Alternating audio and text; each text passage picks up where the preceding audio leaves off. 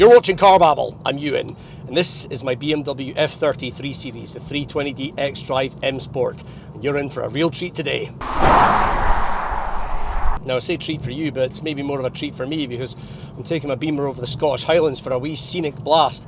And yeah, it's the sort of scenery that makes me want to shout, freedom! And yeah, I just think it's absolutely fabulous up here, going over the Cairngorm mountain range. And I want to tell you everything about the driving experience of this car as part of my series I've got building on my channel. Obviously, it's a BMW, so I couldn't have a segment on my channel that was about this car without talking about the driving. So that's what we're going to focus on here. Not from the point of view of a Chris Harris style driving expert, but from the point of view of an average 40-something dad who can't afford a sports car and needs to get his thrill somewhere.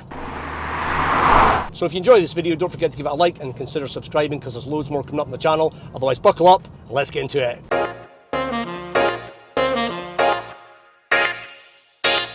When you buy a BMW 3 Series, you're not buying it because it's got the most toys, or it's the most luxurious, or it's the safest, and you certainly could find better cars to drive in winter in Scotland. No, you buy a 3 Series because you're somebody who craves driving pleasure, and that once in a while, the mundane task of going from A to B in your car, you want to replace it with taking the long way home, because underneath its common appearance, the 3 Series remains one of the best all-round cars that you can buy and also have a bit of fun in. I say this is my daily driver as if I've got a weekend sports car. I don't, this is my car. But I like to use that term because it makes it sound like it's your everyday car, and it is an everyday car. It's your average man's kind of car, and that's the point I'm trying to make here. It really is just such a great all-rounder, and I'm going to say that word a lot, it's probably too much, but it is missing quite a few things as well. It doesn't have adaptive cruise control, and I love adaptive cruise control. It doesn't have electric memory seats, it doesn't have Android Auto, it doesn't have a digital speedo, it doesn't even have lumbar support. So there are a lot of things that are nice to have that this car doesn't have.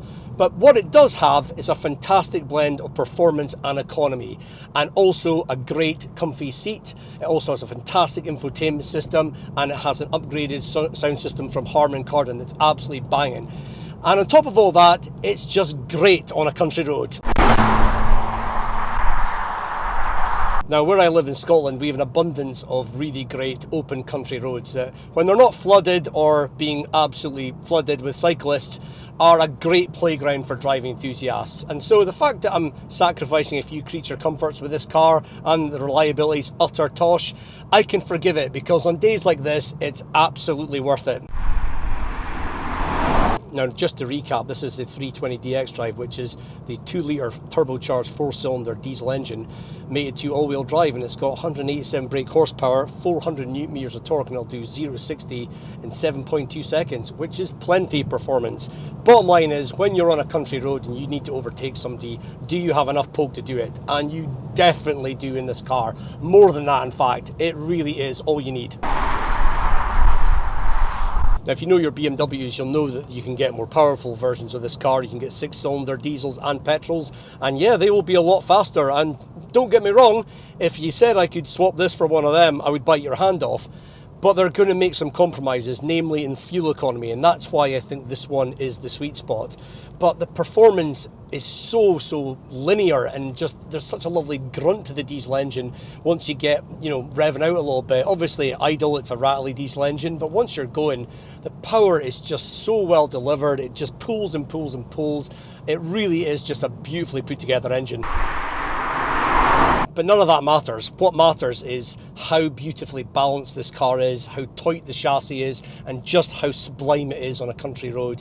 Yes, there's always going to be way better cars out there that do, tracks and open road driving better and corner better than this. But for the value proposition that you get here, the level of enjoyment you can have in a corner in this car, how flat it stays in the corners, how nimble it is, how playful it is, it really is just absolutely brilliant. And when you consider how much I paid for this car, way under 20 grand, I really do feel like I've got two cars for one. It really is fantastic. And yeah, you could still have more performance, as I say, but the 6-cylinder engines you can get with this car, yeah, they'll be a lot quicker in a straight line, but they're not going to be any more fun in a bend. Now, enthusiasts are going to say rear-wheel drive would be way better than xDrive for, like, spirited driving. Yeah, they would be right, actually. That is entirely true, because the xDrive system adds weight to the car. But I still feel like I'm driving a very rear-wheel drive biased car, and you do feel like you're getting pushed out of the corners a lot. It is 60-40 as standard back to front torque distribution, but it does go 50-50 if it gets slip at the front. But you do get up to 100% going the rear at times. So I do feel like I've got a rear-wheel drive biased car most of the time, and so I'm happy with that. But living where we do, it was either we get some winter tires, and to be honest, we don't get a lot of snow, so there's not a huge amount of benefit from those, but we do get a lot of rain and slippery conditions, and so I thought xDrive was maybe the way to go. And I certainly feel when my wife's driving the car that I've got a bit more peace of mind when we've got xDrive. But yeah, overall it definitely would be ace to have a rear wheel drive only car on a day like this. How long do we gotta stay here for people we don't know in one lines? All of the clothes are designer, fast cars and who knows who. Yeah, I know what they wanna say. They're gonna ask me if I'm gonna make it. I don't care if I'm gonna have to fake it, long as I can be real with you. Now, one of my favourite things about this car is the drive mode select button. It really is such a dinky, easy to use little switch to transform this car from comfort to sport, and there's a real difference in performance between comfort and sport. You really feel the throttle response change a lot, the steering weight's up as well, and it is just much better on a country road in sport mode. You also have Sport Plus mode, which I'm in now actually, because, well, why not? You know, we're going the whole hog here for this driving experience, so I've got it in the sporty setting, and that basically takes dynamic traction control out of the equation, and therefore, yeah, you have to be a little bit more skillful in how you drive to make sure you don't kick the back end out, but it's not really a problem unless you're being a complete lunatic. I don't use eco much because I'm just not an eco mode kind of guy, so I really don't know what impact that really has on overall fuel economy. I should probably do a test on that sometime, but at the moment I generally stick in comfort. But yeah, for today, Sport Plus. You can also get adaptive M Sport suspension, which this car doesn't have, and if you have that, you can vary the dampers, and yeah, it would probably make a big difference, and apparently it's really good, but this car doesn't have it, and so I've got 19-inch wheels and very stiff suspension. It's not as bad as I thought it was going to be when I bought the car. I had been warned that it was really firm. I don't find it as bad as it really could have been, but I don't do a lot of town driving. I think I would notice it more around town. I'm on country roads most of the time, and it deals with the bumps well enough. It is fidgety and it's firm. Just avoid the potholes and you're fine. This car has a 8-speed ZF automatic gearbox, and it's a torque converter gearbox, and it's fantastic. It's an absolute peach. It really is one of the best gearboxes probably ever made. And compared to dual clutch, yeah, dual clutches are a bit slicker at changing gears, especially if you're using your paddles, which this one has. I don't use them very often, to be honest, but they are really nice to use, and they feel expensive, and it changes gears very snappily for a torque converter gearbox. But it's going to be more reliable outside of warranty than a dual clutch gearbox is, and that's really why I would much prefer to have one of these at this age of car. But it really is a great gearbox. It blends the gears so smoothly, and I really never feel many issues with jerkiness. Fantastic. The small chink in the armour is the steering. It is definitely not as good as other cars I've been in, and it's certainly not as good as the G20 latest generation of the 3 Series that I've recently driven, and I've done videos about that on my channel, so you can check them out comparing the two. Yeah, it's not bad, and it's certainly a lot better in sport mode. It's, you know, as I say, it weights up the steering and it does feel a bit more responsive. It's not lifeless at all, don't get me wrong, but it's just not a massive strength of this car compared to other parts of it. And certainly if the steering is something that's really important to you, you might want to look at the G20 because it is better in that regard. But yeah, minor chink. So the 330D and the 335D have been heralded as having fairly decent fuel economy for high-powered 6-cylinder engines.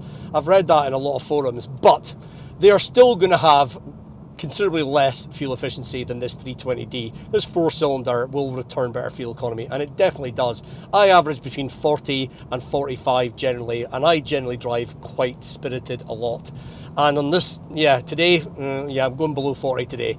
But outside of that, if you're driving a motorway, you'd get over 50 miles per gallon this, no bother. So really, if this is a car that you do a lot of long journeys in, you really do have a fantastic blend of performance and economy, in my opinion. I suppose I should talk about other things about this car, like visibility, which, yeah, it's good, you know, barring this big bezel around the interior mirror, which I just find annoying to look at and just looks really unsightly.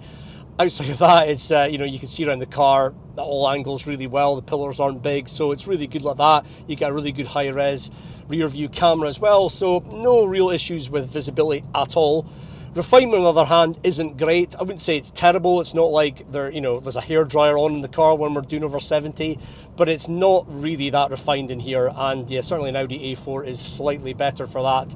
But yeah, it's acceptable. Practicality wise, it's fine. You know, this is our second car. It's not our main family car, so I don't need like a really big boot in this. But the boot is 408 litres, which is not too bad. And it's 495 in the Touring estate, which is really not much more, but it's a much more practical shape. So if this was our main family car, I would definitely go for the Touring, and I would still prefer it for carting my golf clubs about. But I still can get my clubs in the boot, just I have to take my driver out. But rear passenger space is decent enough as well. It's fine for a couple of kids. So it's not the most spacious car in general, it's just not a big car, you know, but that's good in a lot of ways because it's, you know, much easier to park and things. So I just really find practicality wise it does the job. But reliability, it's not been great. I've only had this car for a few months and it's what, nearly 6 years old, and it's got 50,000 in the clock, but I had to replace the rear taillights, the whole units, and that cost over 700 quid. I've also had to address a motor issue with the water wash jets. And yeah, just little rattles in the door and stuff like that. So it's not being the most reliable car. And so in that regard, yeah, it really is a labour of love. And that's really the key point here, is because some cars I'd be like, oh, I can't be doing with this, get rid of it. But this car, I feel like I've fallen in love with it. I really feel like I've bonded with it. It's got so much character, and it just kind of makes me forgive all its faults, and I'm willing to kind of look past them to a point. I mean, as long as the drivetrain doesn't shat itself, I really could see myself having this car for quite a long time, because I just find like the things that bother me about it just don't bother me enough, and when I have days like this, it just is all forgotten. I really do love this car. I don't know if I mentioned that. It's just got a great blend of everything, you know. It's not the greatest car in the world in any area, but it just does everything pretty well, and that is really what I want from a car. But I also want to have a bit of fun once in a while on a road like this, and so yeah, I can have a smile on my face by the time I get home from driving this car, and that is all I could really ever ask for with the budget I've got. So I hope you enjoyed the video, guys, and if you did, please do give it a like and consider subscribing, because there's much more coming up the channel. Thanks for watching, and I'll see you in the next one.